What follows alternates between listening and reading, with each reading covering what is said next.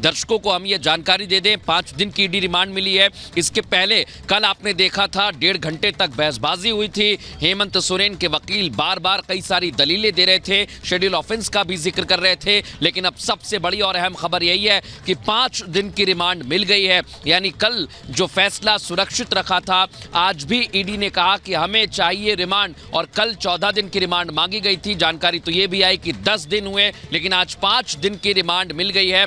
अब सीधा मतलब यही है, जो पूरा जमीन घोटाला हुआ है, जहां जहां जमीनें खरीदी गई हैं, जिनको खरीदा नहीं जा सकता था, उनके कागजात बदले गए हैं, और जो अधिकारी पहले इस केस में गिरफ्तार किए गए थे, उनके पास से कई बरामद दस्तावेज हैं जो हेमंत सोरेन की मुश्किल बढ़ा सकते हैं। लेकिन ईडी के सूत्र हमें ये बार बार बता रहे हैं कि जिस तरह से जांच की गई है, उसमें बहुत अहम दस्तावेज बरामद किए गए हैं।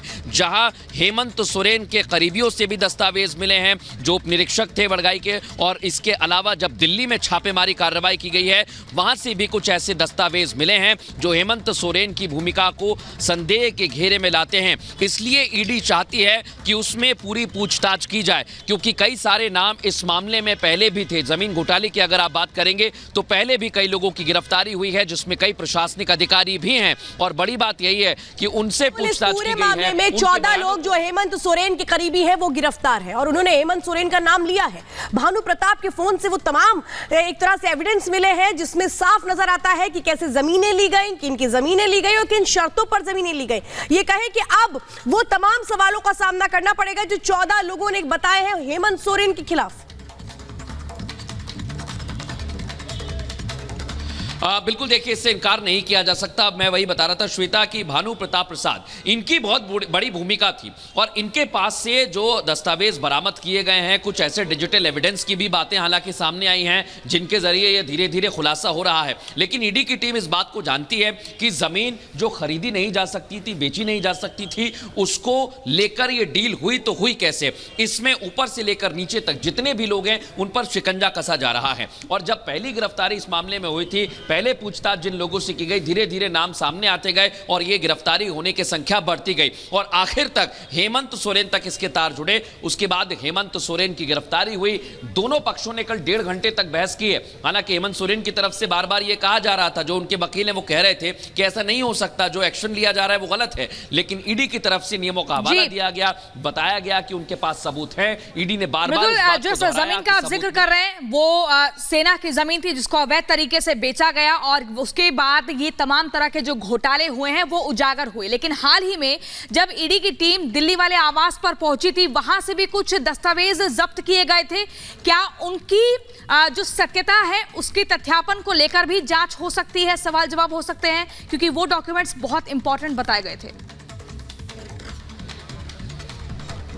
बिल्कुल, देखिए, ऐसा कोई भी दस्तावेज नहीं होगा जिस पर चर्चा नहीं की जाएगी या पूछताछ नहीं होगी, क्योंकि ईडी जब मनी ट्रेल निकालती है तो हर एक दस्तावेज को देखा जा सकता है। क्योंकि आपने जैसा बताया कि सेना की जमीन है, जब ये सेना की जमीन थी, इसमें कुछ एकड़ अलग अलग जगह के हैं, कुछ खाता नंबर इसके अलग अलग हैं। ये एक खाता नंबर नहीं है, लगभग आधा दर्जन ऐसे खाता नंबर हैं जिनको बेचा गया, खरीदा गया है। और ये एक बार में नहीं बेची गई है, ये टुकड़ों में खरीदी बेची गई है। कहीं 0.2 है, कहीं 0.5 है, कहीं 1 एकड़ है। जिस तरीके से जमीन बेची गई, जो बात निकलकर सामने आई थी मृदुल, अब उसी की जांच पड़ताल जो है और उसी से रिलेटेड जो तमाम सवाल किए जाने हैं। इस बीच एक बड़ी अपडेट आपको ये भी बता दें कि सर्किट हाउस से बस रवाना हो गई है, और ऐसे में सूत्रों के हवाले से जो खबर है वो ये कि रांची से अब जब बस रवाना हुई है तो सीधे हैदराबाद पहुंचेंगे ये तमाम विधायक, क्योंकि बीते दिन भी विधायकों को हैदराबाद पहुंचाने की कोशिश की गई थी कि हैदराबाद इन्हें शिफ्ट किया जा सके, लेकिन खराब मौसम के चलते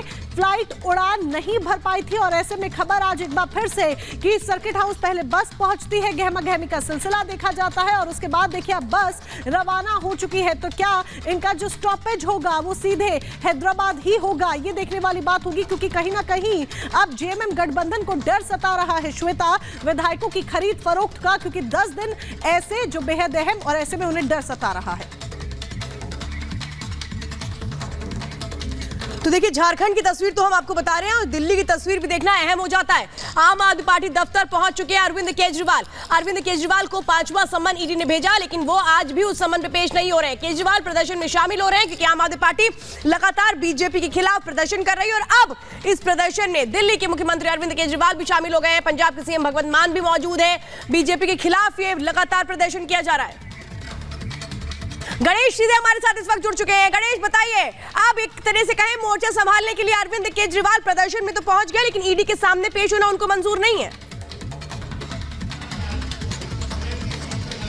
देखिए, कुछ ही देर पहले आम आदमी पार्टी के राष्ट्रीय संयोजक, दिल्ली के मुख्यमंत्री, पंजाब के मुख्यमंत्री भगवंत मान, आम आदमी पार्टी का जो ये मुख्यालय है आईटीओ पर, यहाँ पर वो पहुंच गए हैं। मंच सजा हुआ है पूरी तरीके से।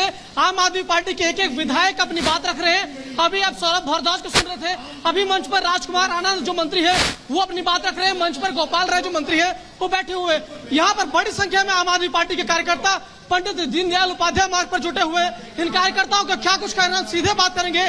आम आदमी पार्टी की नेता है अंशु ठाकुर, उनसे बात करें। हाँ अंशु, क्या कुछ कहेंगे आज आप? तो तस्वीरें आपको लगातार दिखा रहे हैं।